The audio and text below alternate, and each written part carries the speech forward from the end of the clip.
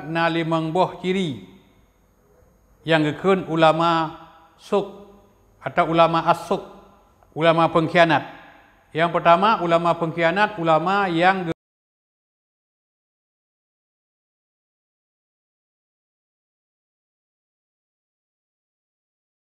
Assalamualaikum warahmatullahi wabarakatuh. Alhamdulillah wassalatu wassalamu ala Rasulillah la nabiyya ba'dah. Segala kepada Allah Subhanahu wa taala kita ucapkan segala puja dan puji yang terangkai dengan ucapan selawat buat Rasulullah sallallahu alaihi wasallam. Nyo sebenarnya bukan pengajian. Nyo sebenarnya belum jawab sebuah pertanyaan. Karena pertanyaannya kaim tak muncul waktu long isi pengajian dan kaim tak muncul pertanyaannya tatkala ada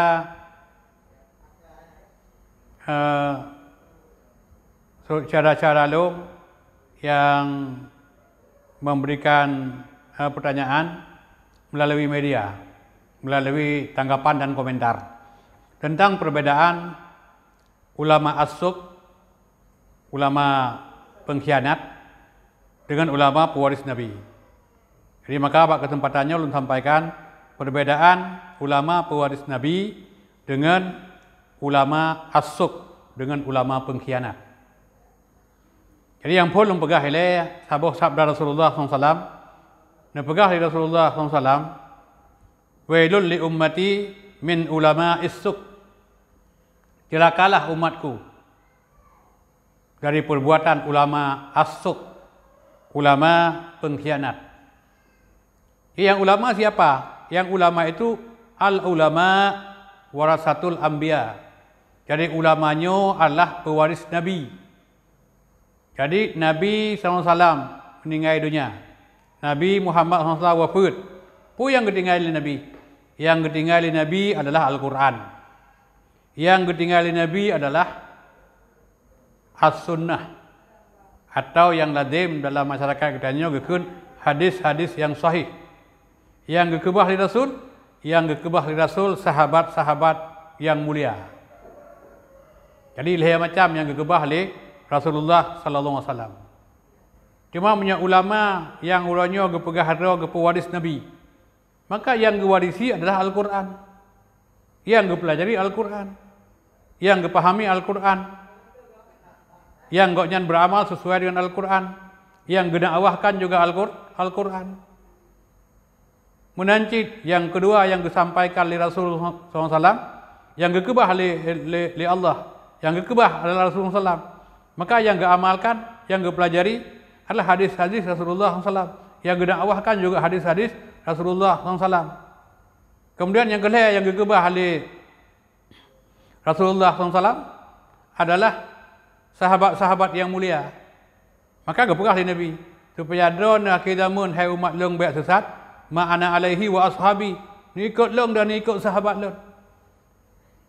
Dan dalam Al-Qur'an Karim bab surat At-Taubah ayat 30 gepegah di Allah Subhanahu wa taala walladzina tabauhum bi ihsan. So yang ikut sahabat Nabi dengan gad wa'addalahum jannatin tajri min tahtihal anhar. Maka gebi balasan syurga uro kiamat di Allah Subhanahu wa taala sebagai sebuah balasan yang agung. Maka berittiba kepada sahabat. Di mana sahabat warisan Rasulullah nya merupakan sebuah kewajiban dalam kehidupan kaum muslimin. Maka setiap kaum muslimin maka wajib berittiba dengan Rasulullah SAW dan dengan pemahaman salafus salihin, sahabat-sahabat yang mulia. Nyo sepintas karena hanya mungkin disampaikan dalam pertemuannya secara mendetil. Yang garis besar ulama pewaris Nabi. Olehnya yang kedua kesempatannya ulun sampaikan na limang buah ciri yang gekun ulama suk atau ulama as-suk, ulama pengkhianat. Yang pertama, ulama pengkhianat, ulama yang gepetibit fatwa-fatwa yang menyesatkan. Fatwa yang tidak berdasarkan Al-Quran, fatwa yang tidak berdasarkan hadis. Tapi fatwa-fatwa taklid yang tidak didasarkan kepada ilmu pengetahuan. Nyan saboh. Nah, cuman contoh pakibanya nikalan kedua. Jadi hanya mungkin disampaikan dalam pertemuannya. Tapi insya Allah nanti akan sampaikan per item, per satu persatu.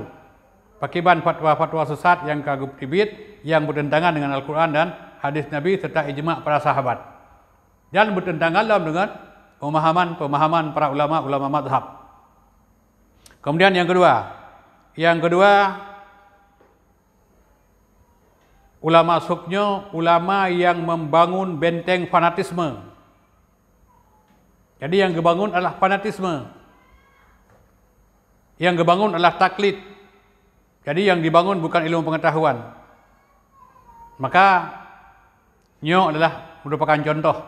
Padahal Islam itu adalah agama yang penuh dengan ilmu pengetahuan. Jadi semua yang didasarkan kepada isu agama itu dianggap suci. Pua mentang yang berbau agama nyo kagak anggap cukup betul, cukup sempurna. Makanya mana asai tabuh habut ke awali ngan bahasa Arab nyo sang-sang kau cukup betul. Walaupun hanya betul. Hanya agama kebangun dengan fanatisme. Jadi dalam tentu cik ulun yang cerang bahasa Arabnya betul. Yahudi ke cerang bahasa Arab. Dan kan duta-duta besar di duta-duta besar Eropah yang di negara-negara Arab itu adalah kadang juga mereka juga bisa kuasai bahasa Arab. Kemudian contoh yang kelima, ulama masuk adalah ulama penebar fitnah.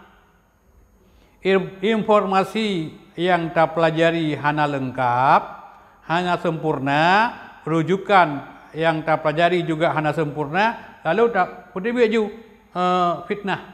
Sehingga muncullah fitnah di tengah kehidupan masyarakat. Karena udung yang keluarkan fitnahnya dianggap orang yang punya pengaruh, maka terpengaruhlah udung-udung yang bodoh. Kemudian yang kelima ulama-ulama yang keluar yang bertibik fitnah. Karena udung dianggap ulamanya adalah tokoh dalam masyarakat, sehingga mentang yang disampaikan tanpa sumber yang akurat, tanpa sumber yang sahih, tanpa dalil yang jelas dari Al-Quran, dari hadis Nabi, dari ijma' para sahabat, sehingga bertibik ungkapan-ungkapan bahasa-bahasa sehingga menimbulkan fitnah. Dan Nabi kalau kepingat, akhir zaman teman tinggal, Islamnya tinggal nama. Ini kata kepada Rasulullah SAW. Kemudian yang kedua kepada Quran tinggal resam. Jadi urangnya tinggal resam dengan Al-Quran. Lagi kepada Halid Wakil Ketua Umum Dewan Masjid Indonesia. Itu sesuatu yang sangat menyedihkan. Jadi umat Islam di Indonesia 60% tidak bisa baca Al-Quran. Dan menyatakan dalam kehidupan urangnya cibuto itat. Kadang-kadang orang saja buat tempat-tempat tertentu bila anda pegah masyarakat biasa menunggu umum pih mentang nanya hana betul baca Al-Quran. Cik tunggu umum hana betul baca Al-Fatihah. Maka sesuatu yang sangat menyedihkan. Padahal kadang-kadang jamaah ikut merutuh. Kemudian kepada Nabi yang masjid udahnya kepada Nabi masjid berakhir zaman halande kanle tempat mengambil petunjuk. Tapi masjid berakhir zaman nya tempat orang mengambil huru-hara. Dan manusia yang paling buruk berakhir zaman kepada Nabi adalah ulama, karena mereka yang selalu menebarkan fitnah di tengah kehidupan masyarakat. Jadinya antara lain yang dipegang oleh Rasulullah SAW. Kemudian yang keempat ulama masuk adalah ulama bejat. Kibat ulama bejat, ulama yang mendekati sultan. Jadi ulama mendekati sultan, penguasa-penguasa yang zalim. Kemudian ulama mendekati para pengusaha. Kemudian ulama mendekati partai politik dengan tujuan untuk mendapatkan uang. Jadi elemen yang nak ulama hanya sekedar untuk diperdagangkan, untuk mendapat keuntungan, supaya dia lebih megah, supaya dia lebih berkuasa. Jadi ayat Al-Quran, hadis Nabi dijual kepada penguasa, dijual kepada para pengusaha, dijual kepada partai politik, dan semuanya boleh. Kadang-kadang dia berani mengorbankan keimanan dan akidahnya, berani dikorbankan sesuatu yang diyakini benar untuk kepentingan sesaat. Kemudian yang kelima ulama yang rusak moral. Jadi jino nekalan itu berkedok panti, berkedok lembaga pendidikan. Tapi di balik itu ada pemerkosaan.